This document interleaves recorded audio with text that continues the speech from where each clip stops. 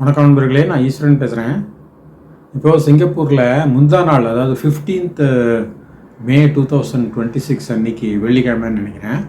அன்றைக்கி ஒரு சம்பவம் நடந்ததுங்க. அதாவது தோபிகாட்னு ஒரு எம்ஆர்டி ஸ்டேஷன் இருக்குது, ஜங்ஷன். அது அங்கே இரவு 10 மணி சுமாருக்கு பார்த்தீங்கன்னா ஒரு சம்பவம் நிகழ்ந்தது. அதாவது ஒரு பெண்மணி எம்ஆர்டிக்குள்ளே அந்த எஸ்கலேட்டரில் ஏறி போயிட்டுருக்காங்க. அப்போ ஒரு நபர் வராரு பின்னால். அவர் என்ன பண்ணுறாருன்னா, அந்த அம்மாவுக்கு ரொம்ப கிட்ட நிற்கிறாரு பின்னால். ஐ திங்க் ஒரு படி கீழே நிற்கிறாருன்னு நினைக்கிறேன். ரொம்ப நெருக்கமாக நிற்கிறாரு. அவர் ஒரு பேக் ஒன்று வச்சுருக்காரு கையில். ஸோ இவர் அதில் என்ன பண்ணியிருக்காருன்னா, தன்னுடைய ஃபோனை வச்சுருக்காரு.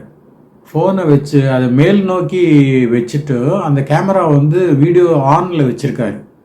ஸோ அந்த பெண்மணிக்கு ரொம்ப கிட்டக்க அந்த பேகை நீட்டிருக்காரு அவர்.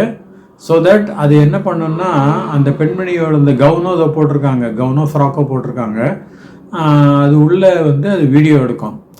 ஸோ இன்னர் கார்மெண்ட்ஸ் எல்லாம் தெரிகிற மாதிரி எடுக்கும். இது பெரிய குற்றச்செயல் இது. ஸோ இவர் ஒரு கேஷுவலாக பண்ணியிருக்காரு.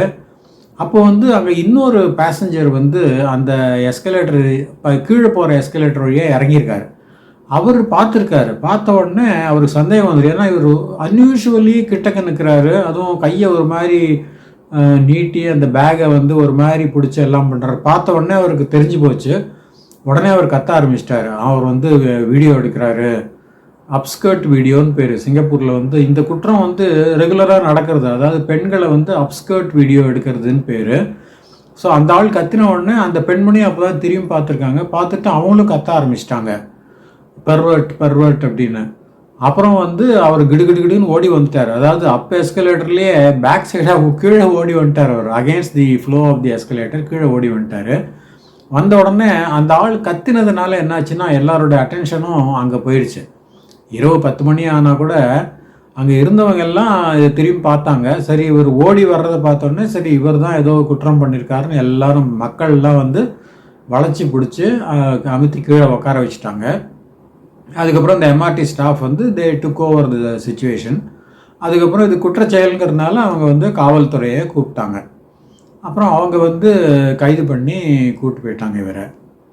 அதாவது இந்த டேக்கிங் அப்ஸ்கர்ட் வீடியோங்கிறது நம்ம சொன்ன மாதிரி அது ஒரு குற்றச்செயல். அதுக்கு 3 மாதமோ 6 மாதமோ தண்டனையும் கொடுக்கலாம். அப்புறம் பிறம்படியும் 1-2 கொடுக்கலாம். அது தவிர ஃபைனும் பண்ணலாம். அந்த மாதிரி இருக்குது.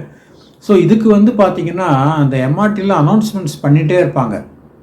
இந்த மாதிரி அப்ஸ்கர்ட் வீடியோ எடுக்கிறது குற்றச்செயல், நீங்கள் பிடிபட்டால் போலீஸ் வசம் ஒப்படைக்கப்படுவீர்கள் அப்படின்ட்டு எல்லா லாங்குவேஜ்லேயும் சொல்லிகிட்டே இருப்பாங்க. Molestation and taking upskirt photos are serious offences. Offenders will be handed over to the police. அதுக்குள்ளே இந்த சம்பவத்தை யாரோ ஃபோனில் வீடியோ எடுத்துகிட்டு சோஷியல் மீடியாவில் அப்லோட் பண்ணிட்டாங்க. அதன் மூலம் எல்லாருக்கும் இந்த நிகழ்ச்சியை பார்க்குற மாதிரி ஆயிடுச்சு. அஃப்கோர்ஸ் அவங்க யூஸ்வலாக இந்த ஃபேஸை ஒரு மாதிரி பிளாக் அவுட் பண்ணிவிடுவாங்க, ஏன்னா ஃபேஸ் தெரியக்கூடாதுங்கிறதுக்காக.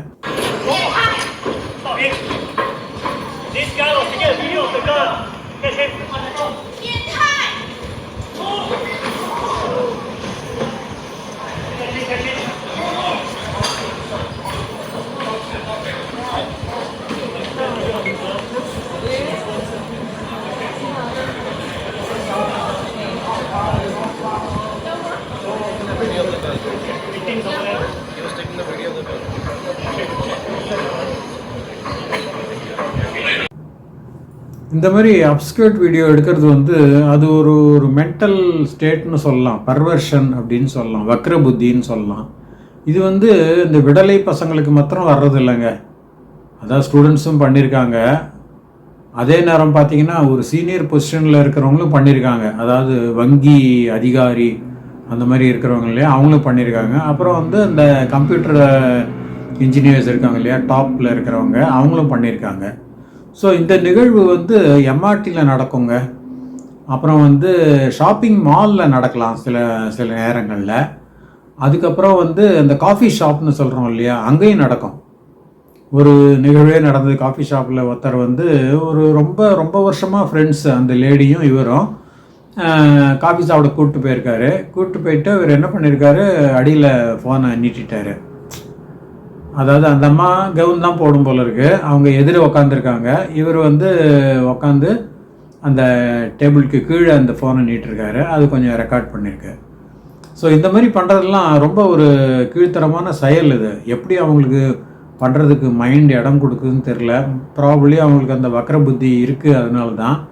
ஆனால் இது வந்து சிங்கப்பூரில் என்னென்னா மக்கள் கொஞ்சம் விழிப்போடு இருக்காங்க. அதான் இந்த சம்பவத்து மூலம் நம்ம அறியிற பாடம் என்னன்னு கேட்டிங்கன்னா, மக்கள் தான் கொஞ்சம் விழிப்போடு இருப்பாங்க. அந்த பெண்மணி பாருங்கள், இந்த தோபிகாட்டில் இன்சிடெண்ட்டில் அந்த பெண்மணிக்கு தெரியவே தெரியல. இவர் பின்னால் வந்திருக்காரு, ஏதோ அவரும் பேசஞ்சர் போல் இருக்குன்னு நினச்சிருக்காங்க. அதுக்கப்புறம் இன்னொரு பேசஞ்சர் பார்த்துட்டு அதை இவரை கொஞ்சம் ஹைலைட் பண்ணி கத்துனதுனால தான் அவங்களும் பார்த்தாங்க, நிறைய பேர் பார்த்தாங்க. அதனால் நம்ம எம்ஆர்டிலேயோ இல்லை ஒரு ஷாப்பிங் சென்டர்லேயோ இல்லை காஃபி ஷாப்லேயோ எங்கே போனாலும் கொஞ்சம் எப்போவுமே கொஞ்சம் அலர்ட்டாக இருக்கிறது நல்லதுங்க. அதாவது மற்றவங்களையும் நம்ம கவனிக்கணும், ஒரு கேஷுவல் லுக்கு விடணும். என்ன பண்ணுறாரு, ஏதாவது அப்நார்மல் மூமெண்ட் இருக்கா அப்படின்னு பார்க்கணும். அதாவது ஒரு மாதிரி வளைஞ்சு நிற்பார். இந்த கேமரா தானே எடுக்கிறது இல்லையா, ஃபோட்டோ இது வீடியோ எடுக்கணும் இல்லையா, அதுக்கு ஏற்ற மாதிரி ஒரு பொசிஷனிங் பண்ணிப்பார். தன்னையும் பொசிஷன் பண்ணிப்பார், அந்த பேக்கையும் பண்ணிப்பார். சில பேர் வந்து கையிலே வச்சுக்கிறாங்க, அந்த ஃபோனை கையிலே வச்சுட்டு கேமரா மோடில் போட்டுடுறாங்க. போட்டு அப்படியே வீசுகிற மாதிரி கையை வீசி வீசி நடக்கிற மாதிரி பண்ணிவிட்டு அங்கே போய் வீடியோ எடுக்கிறாங்க. ஸோ இது அல்டிமேட்டாக இவங்களுக்கு எப்படி பெனிஃபிட்னா 4-5 காரணங்கள் சொல்லலாங்க இதில். அதாவது சில பேருக்கு வந்து இந்த மாதிரி நிறைய வீடியோ எடுப்பாங்க, 100-200 அப்படின்னு வீடியோஸ் எடுத்திருப்பாங்க. அவங்க வந்து தன்னுடைய சொந்த ஒரு சுகத்துக்காக அதை நைட்டில் போட்டு பார்ப்பாங்க. அது ஒரு ரகம். ரெண்டாவது வந்து சில பேர் இதை வந்து விற்றுருவாங்க வெளிநாடுகள். இப்போ பங்களாதேஷ் போன்ற கண்ட்ரிகள்லாம் பார்த்தீங்கன்னா இந்த மாதிரி வீடியோஸ்க்கு நல்ல டிமாண்டு. இங்கே இருக்கிற சில பங்களாதேஷ் பீப்புளே கூட அந்த மாதிரி பண்ணியிருக்காங்க, வீடியோ எடுத்து. அதாவது எம்ஆர்டில் போகிறச்சே இவங்கெல்லாம் கொஞ்சம் ஒரு மாதிரி ட்ரெஸ் தான் பண்ணிட்டு போவாங்க, லேடிஸ் எல்லாம். அதெல்லாம் அந்த ஃபோட்டோ அந்த வீடியோஸ் எல்லாம் எடுத்துகிட்டு அவங்க அங்கே அனுப்ப வேண்டியது. காசு வாங்கிடுவாங்க, இந்த வீடியோ பார்க்கணுன்னா இவ்வளோ காசு கொடுக்கணும் அப்படின்னு வாங்கிடுவாங்க. அப்புறம் சில பேர் என்ன பண்ணுவாங்க, இந்த மாதிரி அவங்களே இந்த வெப்சைட்டில் போடுவாங்க. வெப்சைட்டில் போட்டு இதை நீங்கள் ஆக்சஸ் பண்ணால் நிறையா வீடியோ பார்க்கலாம், அப்ஸ்கர்ட் வீடியோஸ் நிறையா பார்க்கலாம்.